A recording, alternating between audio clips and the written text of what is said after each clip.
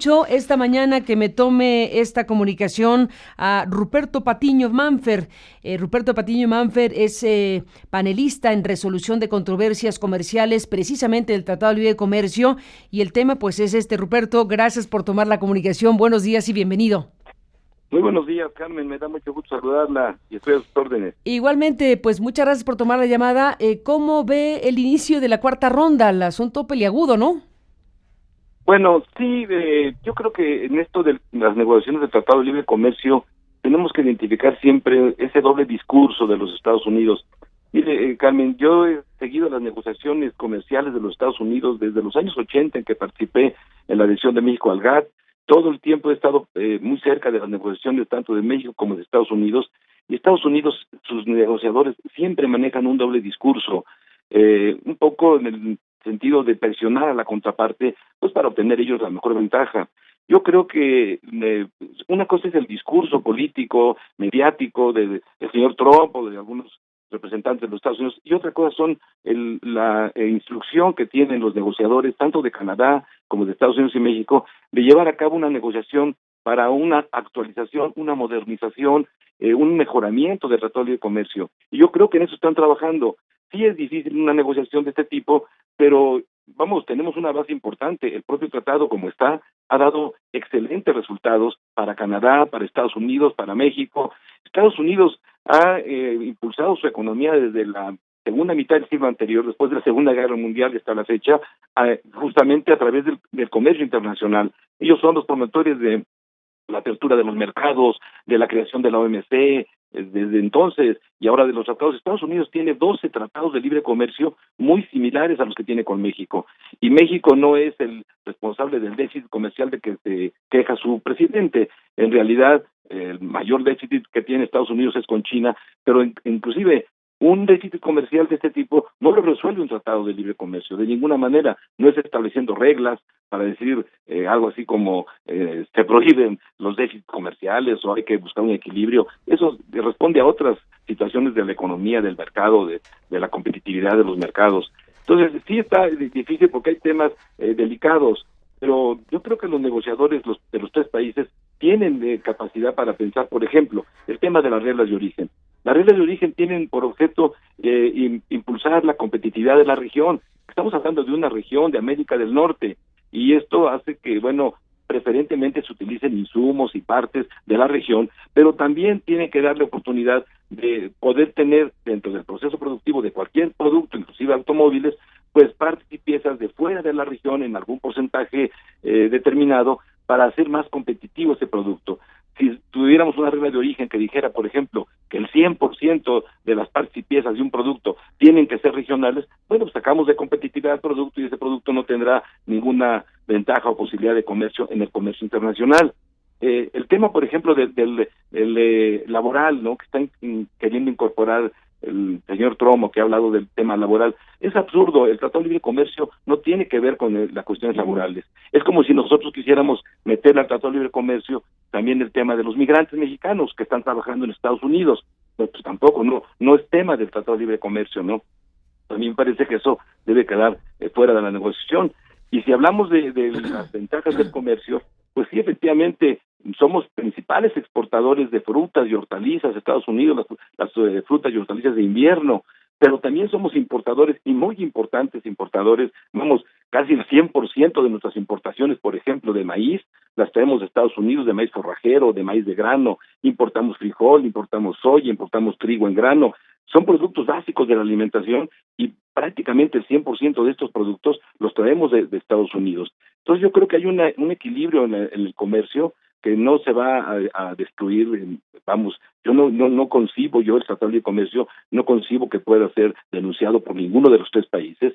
A mí me gustó mucho el discurso que ahora ha pronunciado nuestro canciller, el señor Videgaray, porque que ya es una actitud más de decir, bueno, no estamos vendidos con el Tratado de Comercio, si las contrapartes quieren denunciarlo, pues nos salimos y ya. Es un poco hablar en el mismo idioma que nos están hablando del otro lado, pero yo estoy seguro que en el fondo lo que están buscando es la modernización del tratado, y así debe ser, es lo lógico, es lo que para los empresarios de Estados Unidos, de Canadá y de México les puede interesar, un tratado de comercio hacia adelante y no hacia atrás. El retroceso es impensable, me parece a mí. Bueno, ese es un gran tema, Ruperto, desde luego, de Donald Trump y su discurso. Usted dice, y bueno, tiene toda la razón, usted es un hombre con enorme experiencia durante muchos años, acaba de recordar incluso hasta el GATT, aquel inicio, digamos, de los mecanismos internacionales o multinacionales de apertura comercial, donde México dijo no. En aquel momento donde López Portillo, presidente de la República, dijo al GATT no entraremos, y después vino otro fenómeno que fue el de la apertura, pero en ese momento a usted le tocó vivir aquello y lo de ahora, imagínese, ya se vio la película completa casi. Sí, afortunadamente he estado muy cerca de ese tema, es un tema que es de mi personal agrado, yo soy profesor de la materia en la universidad, soy panelista del Tratado de Libre Comercio, estuve en el grupo de negociadores de México, en la adhesión de México al GATT, ahí en 86. Eso que usted acaba de recordar, Carmen, es muy importante, ese lamentable discurso de López Portillo de que somos un país rico y hay que administrar la abundancia y por lo tanto no tenemos por qué sacrificar a nuestra industria abriendo los mercados. Bueno, fue horrible ese discurso. Eso dejó atrás una negociación muy buena que México llevó a cabo en la Ronda Tokio, que fue la anterior de la Ronda Uruguay. Logramos muy buena negociación y López Portillo simplemente la tiró a la basura, ¿no? Pero bueno, después viene de la Madrid y a la Madrid no le quedó más que abrir, porque ya la sustitución de importaciones era imposible mantenerla, el país no daba para más, había que abrir, y bueno, ahí empezó el proceso de eliminación de permisos, baja de los aranceles, y claro, la lógica era adherirnos al GATT, participar en la Ronda Uruguay, fuimos parte contratante durante todos los 8 años de Ronda Uruguay y somos fundadores de la Organización Mundial de Comercio, que finalmente pues, es la base jurídica del comercio mundial. Hay un tema obligado, Ruperto Patiño Manfer, que tiene que ver con los beneficios del TLC. Usted dijo hace un momento, al final de cuentas, es una estrategia que yo he visto de los representantes comerciales de los Estados Unidos en décadas, y pues actúan así, es decir, actúan de una manera para forzar las cosas a tener mayores beneficios, pero en el fondo lo que se quiere es que se actualice y se mejoren las condiciones del Tratado de Comercio, y eso lo está dando por sentado para las tres naciones. Pero tenemos también aquí una obligada necesidad de revisar lo que le ha pasado a México con el Tratado de Libre Comercio. Cuando usted dice excelentes resultados, desde luego nos atenemos a los volúmenes de exportación y de comercio mucho más vigoroso de México hacia afuera, pero tendríamos también que detenernos en saber si esos beneficios del TLC se han distribuido lo suficientemente bien al interior de este país, porque ciertamente la apertura comercial, que tiene muy buenos resultados en ese territorio, no necesariamente tiene buenas cuentas en el conjunto de las variables de un país que incluyen la distribución del ingreso, la pobreza, el empleo, las condiciones incluso del empleo, etcétera, etcétera. ¿Qué decir en un ejercicio necesariamente autocrítico de los pros y contras del TLC para México? Totalmente de acuerdo, Carmen, ese es un punto muy sensible, pero ese es un problema que no podemos imputárselo al Telecán, sino a las políticas internas, a las políticas públicas del país. Efectivamente, no se ha enfrentado el problema de la pobreza creciente en México, de la pobreza extrema, ¿no? Casi 13 millones de mexicanos en pobreza extrema. Pues sí, no mejora eso nada, ¿no? No, desde luego, por ejemplo, un punto sensible para nosotros ha sido el campo. El campo ha sido totalmente abandonado y eso ha provocado esa migración de miles, casi millones de mexicanos que han tenido que emigrar a los Estados Unidos, a hacer lo que hacían aquí en México y que fue imposible continuarlo haciendo porque ya no les daba ni para comer. Es decir, el campo mexicano ha sido lamentablemente abandonado. Miren, algo, por ejemplo, que Estados Unidos hace con mucha precisión, y Europa también, que es esta política agrícola común de los europeos, que es este sistema de subsidios importantes. A pesar de que Estados Unidos es un país con vocación agrícola, dice que tiene todo, tiene tierra, agua, tecnología, capital, a pesar de eso, subsidia fuertemente para evitar que de ninguna manera se puedan quedar sin la producción de sus alimentos, algo que no hemos hecho en México, y estamos importando casi el 100%, el 98% de las importaciones de maíz en grano vienen de Estados Unidos, dejamos de producirlo prácticamente, ¿no? Entonces sí, ese es un punto fundamental. Por ejemplo, el tema de agrícola, me parece que es una asignatura muy pendiente que nuestros gobiernos no han atendido, pero yo insisto, problemas internos del país, la pobreza extrema, la corrupción, la delincuencia, la inseguridad, no son problemas del Tratado de Libre Comercio, son problemas de las políticas públicas de nuestro país, de nuestros gobiernos, y eso pues no podemos imputárselo a un documento que no es más que un acuerdo que debería de provocar crecimiento económico, y lo ha provocado. México ahora es un país netamente exportador, es una cosa que es importante porque eso genera empleo, y vamos, pero lamentablemente si no hay políticas públicas internas que sepan distribuir ese beneficio, bueno, pues lo que tenemos es México que la verdad se nos está desmoronando de las manos, ¿no? Es muy penoso ver lo que le está pasando al país, y bueno, son muchos problemas internos, insisto, no creo que tenga que imputársele ni al Tratado de Libre Comercio ni al comercio internacional. Sectores de la economía, Ruperto Patiño Manfer, o áreas del aparato productor mexicano, del aparato de producción mexicano, como la industria juguetera, como la industria textil o los zapatos, por ejemplo, se vieron literalmente aniquilados por la apertura comercial. Sí, pero tampoco es el problema del Tratado de Libre Comercio. Esto es un tema de la apertura comercial en general, porque justamente estos sectores, juguetes, calzado, electrónicos, vestido, son productos que vienen de China. Mire, aquí hay una cosa muy importante. Nosotros, cuando Carlos Salinas de Gortari anunció el Tratado de Libre Comercio, entre otras cosas lo que dijo es que muchas de las industrias que ya no eran competitivas en Estados Unidos tendrían que salir de Estados Unidos, y que lo más lógico es que vinieran a México, porque como la industria del calzado, de los juguetes, de los textiles, de las herramientas, pues se tendrían que venir a México porque eran industrias intensivas en mano de obra, y aquí México les iba a dar un marco jurídico muy bueno, que era el Tratado de Libre Comercio, además de leyes muy importantes, mecanismos de solución de diferencias, en fin. Bueno, ese fue el discurso del señor Salinas, y bueno, era bueno pensar que así pudiera haber sido, pero no fue así. Esas industrias efectivamente salieron de Estados Unidos y se fueron a China, y quienes nos están desplazando del mercado de los Estados Unidos, por ejemplo en calzado, son los productos chinos. Si nosotros somos exportadores de calzado a Estados Unidos, pero estamos perdiendo mercado en Estados Unidos por la presencia del producto chino, que viene en condiciones más competitivas.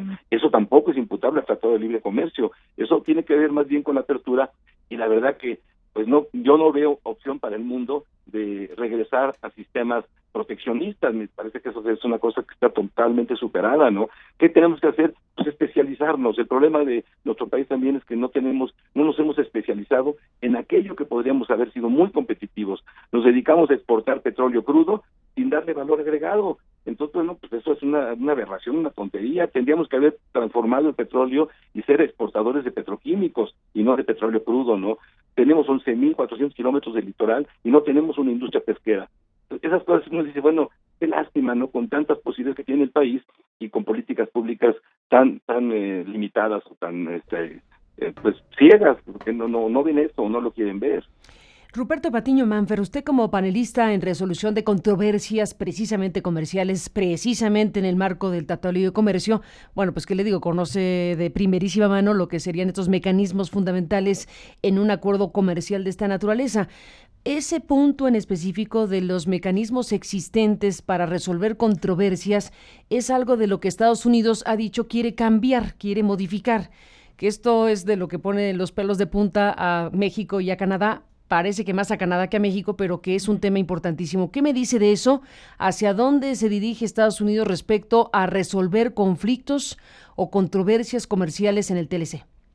Claro, bueno, el Tratado de Libre Comercio tiene 3 capítulos específicamente destinados a resolver controversias. El capítulo 11, que tiene que ver con la protección que se le da a los inversionistas a través de cuerpos arbitrales. Ese no se ha tocado me parece que no hay ninguna propuesta de modificar, ha funcionado muy bien, porque bueno, en todo caso México más bien es importador de inversiones que exportador. Entonces, esos procedimientos arbitrales se han dado por inversiones de los Estados Unidos o de Canadá. En fin, yo creo que eso ha funcionado y no le veo mayor problema. Los otros dos capítulos, es el capítulo 20, que habla de las controversias entre estados, que tampoco ha tenido ningún problema, ni ha habido ninguna propuesta.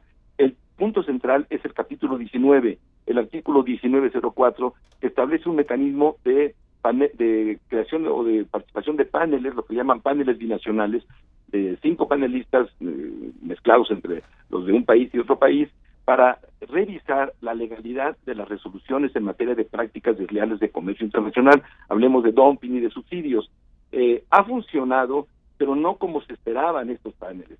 Porque mire, cada vez que hay un caso de conflicto, cuando una empresa se queja de que una resolución que le aplicó cuotas compensatorias o derecho antidumping quiere pedir la revisión ante un panel binacional, hay que crear el panel con 5 panelistas. Las dos partes, los dos gobiernos se ponen de acuerdo para crear el panel, y este panel resuelve después de un cierto tiempo, digamos cerca de un año, tardan en resolver porque es un procedimiento de tipo judicial, aunque son revisiones de legalidad.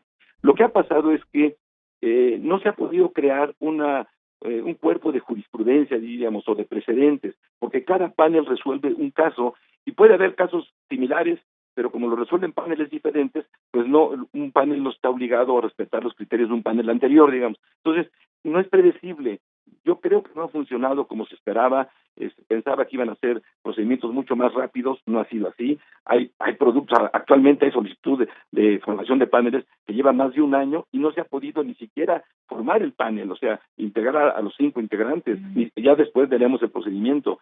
No ha sido rápido, no ha sido barato, ha sido muy caro los procedimientos panelísticos, y esto no crea un cuerpo de precedentes. Entonces los panelistas son particulares, son académicos o son litigantes que pueden tener inclusive un problema, un conflicto de intereses. Si yo soy litigante, por ejemplo, y me llaman para hacer un panel, y participo en el panel, a quien estoy juzgando es a la Secretaría de Economía, junto con los demás panelistas. Secretaría de Economía a la que después voy a llevar mis propios casos. Entonces ahí hay un conflicto de intereses que, me parece que es muy claro, ¿no? Dice, pues yo soy el que te va a juzgar, pero después te voy a llevar mis casos, pues voy a tratar de juzgarte de una manera más benigna. No ha funcionado. Yo he propuesto en este punto la creación de un tribunal regional para los conflictos comerciales de la región. Eso abonaría en la modernización del Tratado de Libre Comercio.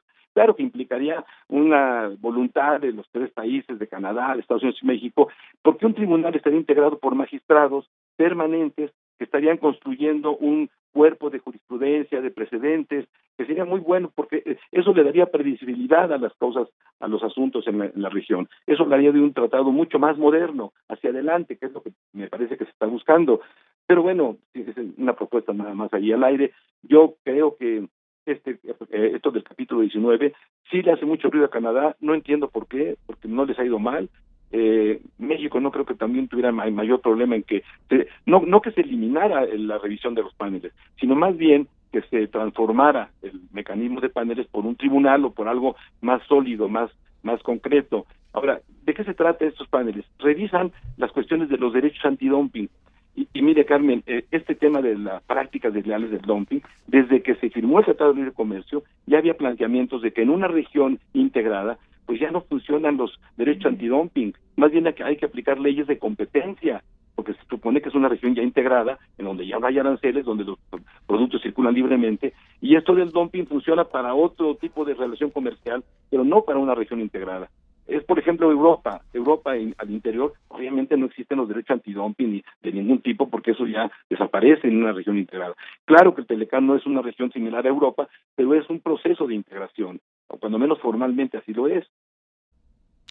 Pues ahí está, todo un panorama. Ruperto Patiño Manfer, le agradezco muchísimo la conversación. Para cerrar la misma, me quedo con la idea de que usted no es partidario de opinar de que se van a levantar ninguno de los 3 países de la mesa, en pocas palabras, a pesar de que se manden señales, incluso las de México de ayer, de, bueno, si no hay algo que nos convenga, pues igual está la posibilidad de salirse de ahí, o lo que manda de señal Donald Trump, que es mucho más agresivo al decir hay que borrar todo y volver a empezar, en pocas palabras, pero su pronóstico es que no va a ocurrir ninguna de estas cosas. Pues mire, es que, Carmen, el señor Trump no se manda solo. El señor Trump tiene un Congreso, tiene una Corte y sobre todo tiene los cuerpos empresariales, las cámaras de comercio, las grandes corporaciones, las financieras, que han hecho negocio en el Tratado de Libre Comercio, que les ha ido bien en el Tratado de Libre Comercio y que no lo van a dejar. Trump podrá decir lo que quiera, pero él no se manda solo, ni es su voluntad la que va a regir. Vámonos del Telecano. Tendrá que pedir, inclusive, algo que no pasaría en México. Trump tendría que pedirle permiso a su Congreso, tendría que avisarle y el Congreso tendría que autorizarle la denuncia del tratado. En México, por ejemplo, no es así. En México nuestro presidente puede llevar a cabo la negociación que quiera y ya después regresa nada más y la presenta al Senado para su aprobación. Allá no. Allá, para firmar un tratado de libre comercio de cualquier tipo, el presidente en turno tiene que pedir permiso a su Congreso y el Congreso lo autoriza, ¿no? O no lo autoriza, está en la vía del fast track. Entonces, bueno, a mí no me preocupa mucho las cosas que dice Trump a través del Twitter y esas cosas, porque creo que más bien es mediático, es publicidad, él está acostumbrado a eso, pero yo no le daría mucho caso. Yo creo que los negociadores de los tres países lo están haciendo bien, van a hacerlo bien, esperamos un tratado mucho más moderno, avanzar hacia adelante, y eso va a ser en beneficio de los tres países.